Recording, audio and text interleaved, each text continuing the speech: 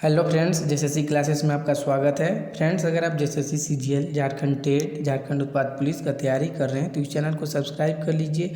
इस चैनल पर आप लोगों को जेएसएससी सीजीएल और झारखंड उत्पाद पुलिस में क्षेत्रीय भाषा में जो नागपुरी का सिलेबस रखा गया है उस सिलेबस को कंप्लीट करवाया जा रहा है। और जैसे ही नागपुरी का सिलेबस कंप्लीट हो जाएगा तो हम लोग रिविज़न करना शुरू कर देंगे और साथ में पेपर 3 का भी रिविज़न करना शुरू कर देंगे। और झारखंड उत्पाद पुलिस में जो नागपुरी का सिलेबस है उसका 90% सिलेबस कंप्लीट हो चुका है, ठीक है, क्योंकि मंजर 2 पूरा पढ़ा दिए हैं। नागपुरी व्याकरण का 11 लेक्चर हो चुका है और लोक साहित्य भी हम लोग शुरू कर चुके हैं, तो बहुत जल्द ही इसको कंप्लीट कर दिया जाएगा, ठीक है। और आजकल मैं रेगुलर वीडियो नहीं दे पा रहा हूँ क्योंकि मेरा रेलवे एनटीपीसी सीबीटी 2 का डेट आ गया है, ठीक है। एनटीपीसी सीबीटी 2 का डेट आ गया है, इसलिए मैं रेगुलर वीडियो नहीं दे पा रहा हूँ, लेकिन कोशिश करूँगा हर दिन वीडियो देने का। तो चैनल के साथ आप लोग जुड़े रहिए और जो लोग नए व्यूवर्स हैं वो लोग पुराना वीडियो भी देख सकते हैं, ठीक है, क्योंकि बहुत सारा चीज़ कवर कर दिया गया है इस चैनल पर। आप लोगों का जो नागपुरी का सिलेबस है उत्पाद के लिए, तो बहुत सारा चीज़ को कंप्लीट कर दिया गया है। नागपुरी व्याकरण बहुत ही डिटेल में पढ़ा दिया गया है, हर एक चीज़ को क्लियर करते हुए समझाया गया है नागपुरी व्याकरण में। और लोक साहित्य भी वैसे ही पढ़ाया जा रहा है और मंजर 2 भी पूरा तरीक़ा से कंप्लीट कर दिया गया है, ठीक है। आज की इस लेक्चर में हम लोग देखेंगे लोकगीत में झूमर, पावस और उदासी, ठीक है। इन सभी का हम लोग वन लाइनर देखेंगे पहले, और वन लाइनर के बाद एमसीक्यू भी है, ठीक है। तो वीडियो को अंत तक देखिए और वीडियो को देखने के बाद अगर आप लोगों को वीडियो अच्छा लगता है तो वीडियो को प्लीज़ लाइक कर दिया कीजिए, क्योंकि आप लोग लाइक नहीं करते हैं, ठीक है। बहुत कम लाइक जाता है, जबकि इतना अच्छा कंटेंट और इतना अच्छा से पढ़ाते हुए भी इतना कम लाइक जाना थोड़ा तकलीफ़ होता है, ठीक है। तो आप लोग वीडियो को लाइक भी किया कीजिए। और जिनको भी पीडीएफ चाहिए हो मंजर भाग 2 का, ठीक है, मंजर 2 का या लोक साहित्य का या नागपुरी व्याकरण का, ठीक है, व्याकरण का, तो जिनको भी पीडीएफ चाहिए हो, पीडीएफ के लिए डिस्क्रिप्शन में जो व्हाट्सअप नंबर है उस पर आप लोग कॉन्टैक्ट कर सकते हैं, ठीक है। बहुत ही कम प्राइस पर पीडीएफ दिया जा रहा है। चलिए हम लोग शुरू करते हैं, जिसमें हम लोग पहले देखेंगे झूमर, ठीक है। देखिए, ईद का त्यौहार से फागुन मास के पूर्व तक झूमर संगीत आरंभ हो जाता है। देखिए, ईद का जो त्यौहार होता है उसे फागुन मास तक मतलब चलता है आपका क्या, संगीत, कौन सा, झूमर, ठीक है, झूमर गीत ईद का त्यौहार से मतलब प्रारंभ हो जाता है। डॉक्टर कुमारी वासंती के अनुसार इसमें झूम झूम कर नाचा और गाया जाता है। किसके अनुसार? तो डॉक्टर कुमारी वासंती के अनुसार, कि जो झूमर गीत है उसमें झूम झूम कर इसको गाया जाता है और नृत्य भी किया जाता है। इसमें नाचने वाला दल वृत्ताकार दाहिने से बाएं घूमते हुए नृत्य संगीत करता है। और जो झूमर गीत में जो नाचने वाला दल होता है वह वृत्ताकार रूप में होते हैं और ये दाएं से बाएं ओर मतलब नृत्य करते हुए संगीत करते हैं, ठीक है। जो नाचने वाला दल होता है वो बाएं से दाएं की तरफ घूमते हुए वो लोग नाचते हैं। और ये क्या है कि डॉक्टर कुमारी वासंती इसको क्या बोले कि झूम झूम कर इसको गाया जाता है और नाचा जाता है। और ईद के त्यौहार से फागुन मास मतलब ईद का त्यौहार से इसका शुरुआत हो जाता है झूमर गीत, ठीक है।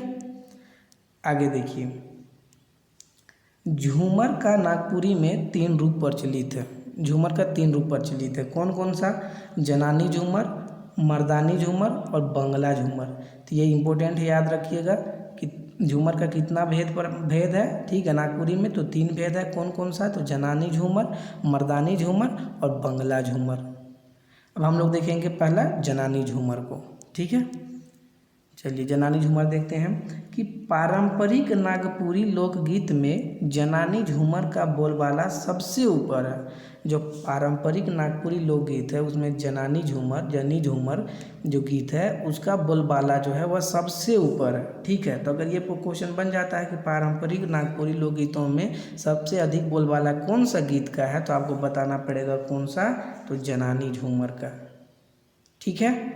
आगे देखते हैं, यह महिला प्रधान राग गीत है। जो जनानी झूमर, जनानी से क्या लग रहा है, जनानी मतलब जनी, और जनी जो है वह औरत के लिए होता है, तो यह महिला प्रधान गीत है, ठीक है। किंतु कभी कभी पुरुष भी इसमें शामिल होते हैं। कोई फंक्शन वगैरह है, कोई मतलब वही फंक्शन समझिए, कोई पार्टी वगैरह है, फंक्शन वगैरह है, तो उसमें जनानी झूमर में पुरुष भी सम्मिलित हो जाते हैं कोई विशेष अवसर पर, लेकिन यह एक्चुअल में महिला प्रधान गीत है। तो ये याद रखिएगा, ठीक है, कि पुरुष भले ही शामिल हो जाते कोई फंक्शन वगैरह में, लेकिन यह एक्चुअल में महिला प्रधान गीत है, ठीक है। तो ये दोनों लाइन याद रखिएगा कि पारंपरिक नागपुरी लोकगीतों में सबसे ऊपर या सबसे ज़्यादा महत्व कौन सा लोकगीत का है, तो जनानी झूमर का। और दूसरा बात याद रखिएगा कि यह महिला प्रधान गीत है, किंतु इसमें पुरुष भी कभी कभी कुछ विशेष अवसरों में शामिल हो जाते हैं। आगे देखिए, इसे ज़्यादातर सामूहिक रूप से गाया जाता है। जो जनानी झूमर है उसको ज़्यादातर, ये ज़्यादातर वर्ड भी याद रखिएगा, ज़्यादातर सामूहिक रूप से गाया जाता है। आगे देखिए, इसे ज़्यादातर घरों के आंगन में गाया जाता है, इसलिए इसे अंगनई का एक भेद माना जाता है। जब अंगनई पढ़ाए थे तो उस समय बताए थे कि जनानी झूमर को अंगनई भी कहते हैं या अंगनई को जनानी झूमर भी कहते हैं। ठीक है, क्यों ऐसा हुआ, क्यों ऐसा बोलते हैं, तो ये लाइन पढ़िए कि इसे ज़्यादातर घरों के आंगन में गाया जाता है। जो जनानी झूमर है उसको ज़्यादातर घरों के आंगन में गाया जाता है, इसलिए इसे अंगनई का एक भेद माना जाता है। आगे देखिए, इसे वर्षा काल में बहुरा, तीज, करम, जितिया, ईद के उत्सव में गाया जाता है। जो अंगनई पढ़ाए थे तो अंगनई में भी ये लाइन आया था कि अंगनई कब गाया जाता है, तो वर्षा काल में गाया जाता है। वर्षा काल में इन सभी त्योहारों में गाया जाता है अंगनई को। और यहाँ पे देखिए जनानी झूमर में भी यही है कि इसको कब गाया जाता है, तो वर्षा काल में गाया जाता है और इन त्योहारों के अवसर पर गाया जाता है। ठीक है, तो इसका क्या मतलब निकल रहा है, इसका मतलब ये निकल रहा है कि जनानी झूमर जो है वह अंगनई का ही एक भेद है, या जनानी झूमर को अंगनई भी कहते हैं। ठीक है, तो याद रखिएगा, इंपॉर्टेंट क्वेश्चन है, आपसे पूछा जाएगा कि जनानी झूमर निम्न में से किसका एक भेद है, या जनानी झूमर को निम्न में से और किस नाम से जाना जाता है, और ऑप्शन नंबर में रहेगा आपका अंगनई भी। ठीक है, तो आपको अंगनई को टिक करना है। ठीक है, आगे देखिए, जनानी झूमर में दक्षिणी क्षेत्र में मांदर, बांसुरी, मुरली, करताल मुख्य रूप से बजते हैं। जो नागपुरी क्षेत्र का जो दक्षिणी हिस्सा है, ठीक है, तो उसमें जनानी झूमर में दक्षिणी क्षेत्र में क्या देखिए, जो जनानी झूमर गीत है उसमें दक्षिणी क्षेत्र में आपको क्या देखने को मिलेगा, कौन कौन सा वाद्य यंत्र, तो मांदर मिलेगा, बांसुरी मिलेगा, मुरली मिलेगा, करताल, ये मुख्य रूप से बजते हैं। परंतु ढोल, ढाका, नगाड़ा आदि बजाना वर्जित मानते हैं। जो नागपुरी क्षेत्र का जो दक्षिणी हिस्सा है तो उस क्षेत्र में जो जनानी झूमर लोक गीत गाया जाता है तो उसमें आपको ढोल, ढाका, नगाड़ा ये सभी बजाना वर्जित होता है। लेकिन उत्तरी क्षेत्र में ढाका, ढोल, नगाड़ा, मांदर, बांसुरी, शहनाई, घुंघरू खूब बजते हैं। लेकिन नागपुरी क्षेत्र का जो उत्तरी हिस्सा है तो उस क्षेत्र में क्या है कि जनानी झूमर में जो जब जनानी झूमर गाया जाता है तो जनानी झूमर जब गाया जाता है तो उस समय सभी प्रकार के वाद्य यंत्र बजता है। तो याद रखिएगा कि जनानी झूमर का दक्षिणी क्षेत्र और उत्तरी क्षेत्र में क्या विशेषता है कि दक्षिणी क्षेत्र में कुछ वाद्य यंत्रों जैसे कि ढोल, ढाका, नगाड़ा आदि बजाना वर्जित होता है, लेकिन उत्तरी क्षेत्र में आप सभी प्रकार के वाद्य यंत्र को बजा सकते हैं जनानी झूमर में। ठीक है, आई होप कि क्लियर हो रहा होगा। अगर आप लोग क्लियर हो रहा है तो आप लोग वीडियो को इसी बात पर लाइक कर दीजिए। ठीक है, आप लोग वीडियो को लाइक नहीं करते, आप लोग के लिए बहुत मेहनत कर रहे हैं। ठीक है, नेक्स्ट मंथ मेरा NTPC CBT 2 का एग्ज़ाम होगा, लेकिन भी आप लोगों के लिए वीडियो बना रहे हैं क्योंकि पेपर 2 आपका बहुत इंपॉर्टेंट है। ठीक है, और लोक साहित्य बहुत ज़्यादा हम करवा दे रहे हैं, नागपुरी व्याकरण भी बहुत ढंग से पढ़वा दिया, और मंजर 2 तो बहुत पहले ही कंप्लीट करवा दिए, सिर्फ 1-2 वीडियो बाकी है, उसको भी कंप्लीट करवा देंगे। ठीक है, चलिए अब आगे हम लोग देखते हैं। और आप लोग से रिक्वेस्ट है कि वीडियो को शेयर भी कीजिए। आप लोग भी अपने फ्रेंड्स सर्कल में फैलाइए वीडियो को। आप लोग बहुत कम अपने फ्रेंड्स सबको जोड़ रहे हैं चैनल के साथ, तो चैनल के साथ जोड़िए। ठीक है, पेपर 3 भी कब कंप्लीट करवा देंगे। आगे देखिए, इसमें गीत का आरंभ प्रायः ओदे रे से होता है, तो याद रखिएगा। ठीक है, डमकच में भी ये सब बताए थे कि गीत का प्रारंभ क्या चीज़ से होता है। तो जनानी झूमर में कौन शब्द से ये गीत प्रारंभ होता है, तो ओ दे रे, फिर आगे जो भी गीत रहेगा उसको गाया जाएगा, लेकिन ओ दे रे से प्रारंभ होता है जनानी झूमर में। आगे देखिए, इसे एकल या समूह में गाया जाता है। यह मुख्यतः एकल होता है, लेकिन इसको समूह में भी गाया जाता है। ठीक है, इसे कोमल आवाज़ में गाया जाता है। जो जनानी झूमर है उसको कोमल आवाज़ में गाया जाता है। तो ये भी याद रखिएगा, कोमल आवाज़ कहने का मतलब क्या है कि धीमे स्वर में गाया जाता है। आप धीमा थोड़ा स्लो बोलिएगा तब तो आपका आवाज़ कोमल निकलेगा। आप ज़ोर ज़ोर से चिल्लाइएगा तो कोमल निकलेगा नहीं निकलेगा, ठीक है। तो इसे कोमल आवाज़ में गाया जाता है, मतलब धीमे स्वर में गाया जाता है। तो ये था जनानी झूमर, ठीक है। अब हम लोग इसका अगला भेद देखते हैं, मर्दानी झूमर। यह पुरुष प्रधान नृत्य गीत है। मर्दाना, ठीक है, मर्दाना मतलब क्या, पुरुष का बात हो रहा है तो यह पुरुष प्रधान है, ठीक है। आगे देखिए, इसमें कहीं कहीं कली नर्तकी भी सम्मिलित होती है। जो मर्दानी झूमर है इसमें कहीं कहीं पे आपको कली, कली ये शब्द आता है, ठीक है। तो ये नर्तकी के लिए आता है, ठीक है। ये गीत में जो गीत चलता है, फिर गीत में जो लोक नृत्य चलता है तो उसमें जो नर्तकी होती है उसको कली बोला जाता है, ठीक है। कली, पेड़ पौधा का कली मत समझ लीजिएगा, फूल वाला कली होता है वो मत समझ लीजिएगा, ठीक है। तो ये इंपॉर्टेंट क्वेश्चन है, शायद बन सकता है क्वेश्चन कि कली क्या होता है गीत, लोकगीत वगैरह में, तो आपको बताना पड़ेगा ये नर्तकी होती है, ठीक है। आगे देखिए, इसे उच्च राग में गाया जाता है। जो मर्दानी झूमर है इसको उच्च राग में गाया जाता है। और इससे पहले जनानी झूमर को क्या बताया कि जनानी झूमर को कोमल आवाज़ में गाया जाता है, मतलब धीमे स्वर में गाया जाता है, ठीक है। आगे देखिए, इसमें एक से अधिक दल होता है। पहला दल पहला कड़ी तथा दूसरा दल दूसरा कड़ी उठाता है। एक से अधिक दल होता है और पहला दल जो होता है वह लोकगीत का जो पहला कड़ी होता है उसको उठाता है, और जो अगला दल होगा वह लोकगीत का जो अगला कड़ी है उसको उठाएगा, ठीक है। आई होप कि आप लोगों को क्लियर हो रहा होगा। आगे देखिए, यह नृत्य गीत काफ़ी उत्तेजक और थका देने वाला नृत्य गीत है। जो आपका मर्दाना झूमर है, तो मर्दाना झूमर को उच्च स्वर से गाया जाता है। पहले बताए, अगर आप उच्च स्वर से गाइएगा तो आपको उच्च स्वर से गाने का क्या मतलब है कि उत्तेजना है इसमें, ठीक है, कि जो गा रहे हैं वो उत्तेजित है गाने के लिए। और जब ऊंचा स्वर से गाएगा कोई भी, मतलब लोकगीत, इस गीत को जब कोई इंसान ऊंचे स्वर से गाएगा तो वो तो थक जाएगा। तो इसका मतलब क्या है कि थका देने वाला नृत्य गीत है। यही कारण है इसमें महिलाएं भाग नहीं लेती है, थका देने वाला है, प्लस इसको उच्च स्वर से गाया जाता है, इसलिए इसमें महिलाएं भाग नहीं लेती है।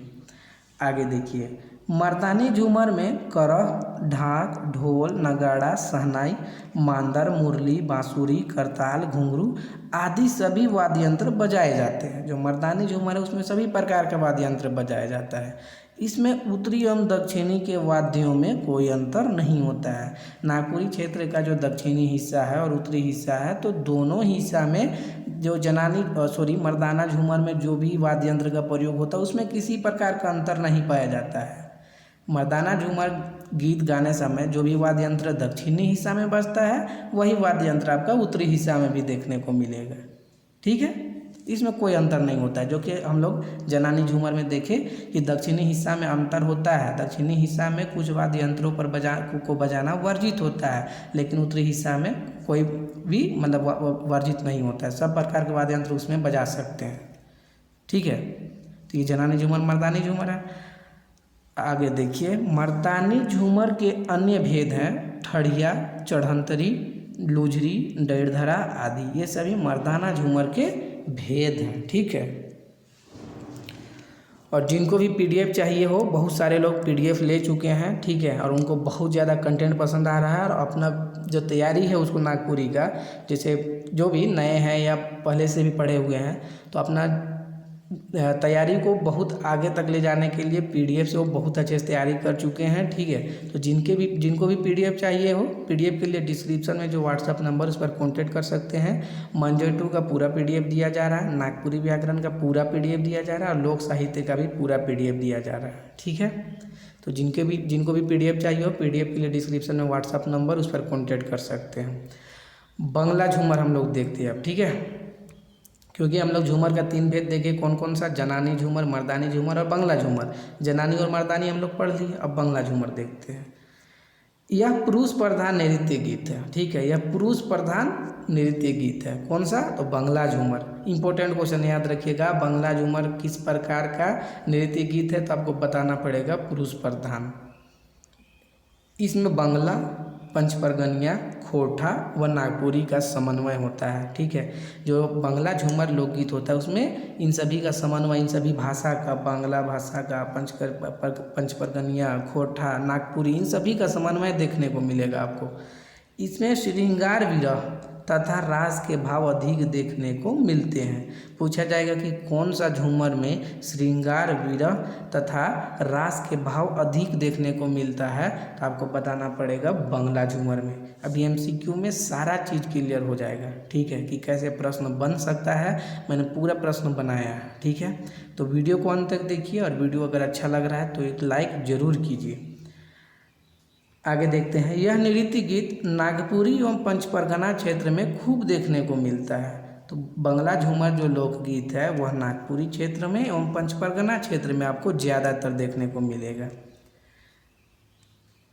यहाँ बंगला से दो तात्पर्य है। बंगला झूमर शब्द जो है उसमें बंगला शब्द आपको देखने को मिल रहा है, उसमें बंगला से दो तात्पर्य है। क्या? इस गीत बंगला भाषा के कुछ शब्द का उच्चारण करते हैं इस गीत में, ठीक है। इस गीत में बंगला भाषा के कुछ शब्द का उच्चारण करते हैं, पहला बात। और दूसरा बात क्या? यह राजा, जमींदार या धनी मनी लोगों के बंगलों में यह नृत्य गीत होता था। इन कारणों से इसका नाम बंगला झूमर पड़ा, ठीक है। तो बंगला झूमर क्यों पड़ा? क्योंकि यहाँ बंगला भाषा के कुछ शब्द देखने को मिलेगा। और दूसरा बात क्या है कि यह जो गीत है, नृत्य गीत है, इसका प्रदर्शन कहाँ होता था? तो राजा महाराजा जो होते थे, जमींदार होते थे, उनके बंगलों में इसका प्रदर्शन किया जाता था, इसलिए इसका नाम क्या पड़ा? बंगला, ठीक है, बंगला झूमर। तो दो कारणों से पड़ा इसका बंगला झूमर, दोनों बता दिए। आगे देखते हैं। बंगला झूमर में भी कलियाँ होती है, कलियाँ इसमें भी होती है, जो बताया आपको। कलियाँ मतलब नर्तकी, ठीक है, जैसे कि मर्दाना झूमर में बताए। बंगला झूमर का गायन उच्च व गंभीर स्वर से आरंभ होता है। देखिए, इसको भी उच्च व गंभीर स्वर से गाया जा रहा है। गंभीर मतलब क्या बोलने का है? उत्तेजित, ठीक है, उत्तेजना मतलब उत्तेजना से इसको गाया जाता है, जो कि मर्दाना झूमर में बताए। इसमें भी कई उपराग है, इसके भी कई उपराग होते हैं। इस गीत के आरंभ में ओ हो ओरे, ठीक है, इस गीत के आरंभ में आपको ये शब्द देखने को मिलेगा, ओ हो ओरे। और मध्य में क्या देखने को मिलेगा? हाय, एला भला, एला भला, हाय रे हाय एवं, ठीक है। तो एक मिनट देखिए, इस गीत के आरंभ में आपको क्या देखने को मिलेगा? ओ हो ओरे। और मध्य में क्या देखने को मिलेगा? तो मध्य में आपको देखने को मिलेगा हाय, एला भला, हाय रे हाय। तो ये सभी शब्द आपको देखने को मिलेगा किसमें? बंगला झूमर में। और बंगला झूमर के गीत के कौन सा हिस्सा में? तो मध्य हिस्सा में। और आखिर हिस्सा में आपको क्या देखने को मिलेगा? गो रे हे। ये सभी शब्दों का प्रयोग आपको देखने को मिलेगा बंगला झूमर के आखिरी हिस्सा में, गो रे हे, ठीक है। आगे देखिए, यह एकल तथा समूह में भी गाया बजाया जाता है। एकल में भी इसको गाया जाता है और समूह में भी। अब तीनों झूमरों से संबंधित अन्य बातें, कुछ अन्य महत्वपूर्ण बातें हैं, उसको भी देख लीजिए। तीनों झूमरों से संबंधित क्या कि तीनों झूमर में पहर के अनुसार राग ताल बदलते रहते। पहर के अनुसार मतलब जो रात्रि में भी गाया जाता है, रात्रि के 3 पहर में गाया जाता है, अलग अलग पहर में, जैसे प्रारंभिक हो गया, मध्य हो गया और भिनसरिया के समय। तो तीनों पहर में राग ताल अलग अलग होता है तीनों झूमर में। तीनों झूमरों का प्रारंभ, मध्य व अंत में भिन्नता मिलती है, ठीक है। तीनों झूमरों का प्रारंभ में, मध्य में और अंत में भिन्नता देखने को मिलेगी। तीनों झूमरों में प्रायः एक गीत को गाने, बजाने, नाचने व झोंकने मतलब दोहराने में, झोंकने का मतलब दोहराने में लगभग 10 मिनट का समय लगता है तीनों गीतों को, ठीक है। जो तीनों जो झूमर में जो तीनों झूमर है, बंगला झूमर, मर्दाना झूमर और जनानी झूमर, तो तीनों में गीत को गाने में, बजाने में, नाचने में या झोंकने में लगभग 10 मिनट का समय लगता है। दिन व रात दोनों समय में गाया जाता है, किंतु रात्रि में यह मुख्य रूप से गाया जाता है, ठीक है। तो जो झूमर गीत है, तीनों झूमर का बात हो रहा है कि तीनों झूमर जो है वह रात्रि के समय भी और दिन के समय दोनों समय इसको गाया जाता है, किंतु रात्रि में यह मुख्य रूप से गाया जाता है। तो याद रखिएगा, रात्रि में मुख्य रूप से। आगे देखिए, तीनों गीत रात्रि के प्रथम पहर में पहिल सांझा राग, मध्य रात्रि में अधरतिया राग एवं सुबह होने के पूर्व भिनसरिया राग में गाया जाता है। ये तीनों गीत का बात हो रहा है, ठीक है। ये सभी इंपॉर्टेंट लाइन याद रख लीजिएगा। अब हम लोग उदासी देखते हैं। इस राग का गीत बैसाख और जेठ में गाया जाता है। जो उदासी गीत गाया जाता है वह बैसाख और जेठ माह में गाया जाता है, ठीक है। दोनों को याद कर लीजिएगा, बैसाख और जेठ। इसे बैराग प्रधान गीत भी माना जाता है। बैराग प्रधान, ठीक है, बैराग प्रधान गीत कौन सा गीत को माना जाता है? तो उदासी गीत को। तो ये भी इम्पोर्टेंट लाइन है। आगे देखिए, गर्मी के मौसम में उमस व ताप से ग्रसित समय में उदासी गाया जाता है। बैसाख जेठ मतलब गर्मी का मौसम, और गर्मी का मौसम चारों तरफ जब उदासी छा जाता है, गर्मी उमस व ताप से लोग ग्रसित होने लगते हैं, ठीक है, तो उस समय उदासी गीत गाया जाता है। तो ये भी याद रखिएगा, इंपॉर्टेंट क्वेश्चन ये है, ठीक है। आगे देखिए, उदासी जो है यह पुरुष प्रधान गीत है। आपका उदासी कैसा गीत है? पुरुष प्रधान गीत है। इसमें तीव्र वाद्य नहीं बजाए जाते। उदासी, उदासी मतलब उदास स्वर में गाया जाता है। अब उदास स्वर में गाया जा रहा है तो इसको भी तो वैसे म्यूजिक में मतलब वैसे वाद्य यंत्र का प्रयोग किया जाएगा जिससे उदास टाइप से आवाज़ निकलता होगा। तो उदास जैसे आवाज़ कैसे निकलेगा? जब धीरे धीरे बजाया जाएगा, ठीक है। तो इसलिए इसमें बोला गया है कि तीव्र वाद्य यंत्रों का प्रयोग नहीं होता है। यह एकल या सामूहिक गीत है, ठीक है, एकल या सामूहिक दोनों तरह का गीत है। आगे देखिए, ये जो लिखा हुआ है यह एकल या सामूहिक गीत, तो इसको याद रखिएगा। देखिए, यह मुख्य रूप से एकल होता है लेकिन इसको समूह में भी गाया जाता है, ठीक है। तो आपको अगर बुक पढ़िएगा तो बुक में आपको दोनों देखने को मिलेगा, एकल भी मिलेगा और सामूहिक भी मिलेगा। तो ये थोड़ा सा डाउट टाइप से लगता है, ठीक है, कि एकल है या सामूहिक है, पता नहीं चल पाता है। आगे देखिए, इसमें केंद्रा, टुइला, बांसुरी, मुरली, सारंग, बनम बजाए जाते हैं। तो ये सभी वाद्य यंत्र इसमें बजाए जाते हैं। केंद्रा, टुइला, बांसुरी, मुरली, सारंग, बनम, ये सभी, ठीक है। 6 चरणों के उदासी गीत में 5वें चरण के अंत में गोई, सखी, भाई, हो, स्वर पूरक शब्दों का प्रयोग किया जाता है।